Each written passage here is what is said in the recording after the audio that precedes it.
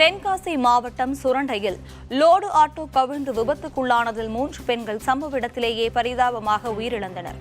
சுந்தரபாண்டியபுரம் அருகே உள்ள திருச்சிற்றம்பலம் கிராமத்தைச் சேர்ந்த 12க்கும் மேற்பட்ட பெண்கள் சுரண்டை அருகே உள்ள வாடியூர் கிராமத்திற்கு வயல் வேலைக்காக லோடு ஆட்டோவில் சென்றுள்ளனர்.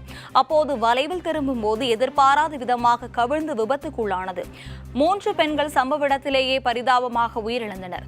மேலும் படுகாயமடைந்த ஆட்டோ ஓட்டுநர் தேவேந்திரன் உள்பட 10க்கும் மேற்பட்டவர்களை போலீசார் மீட்டு மருத்துவமனைக்கு அனுப்பி வைத்தனர். இச்சம்பவம் குறித்து போலீசார் வழக்கு பதிவு செய்து விசாரணை மேற்கொண்டு வருகின்றனர். அன்றாட வேலைக்காக விவசாய வேலைக்கு செல்லும் 3 கூலி தொழிலாளி பெண்கள் உயிரிழந்த சம்பவம் அப்பகுதியில் சோகத்தை ஏற்படுத்தியுள்ளது. தென்காசி மாவட்டம் சுரண்டை சுற்றுவட்டார பகுதிகளில் அதிகமான விவசாய நிலங்கள் உள்ளது. இங்கு அதிகமாக நிலக்கடலை, காய்கறிகள் அதிகமாக பயிரிட்டு வருகின்றனர்.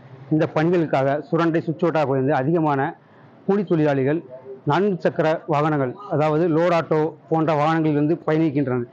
இன்று அதிகாலை 17 பேருடன் பயணித்த வாகனம் ஒன்று சுரண்டை அருகே விபத்துக்குள்ளானது. இதில் சம்பவ இடத்திலேயே 3 பெண்கள், அதாவது ஜானகி, வள்ளியம்மாள், பிச்சி ஆகிய 3 பெண்கள் உயிரிழந்துள்ளனர். இதில் 13 பேர் தற்போது தென்காசி அரசு மருத்துவமனையில் சிகிச்சை பெற்று வருகின்றனர்.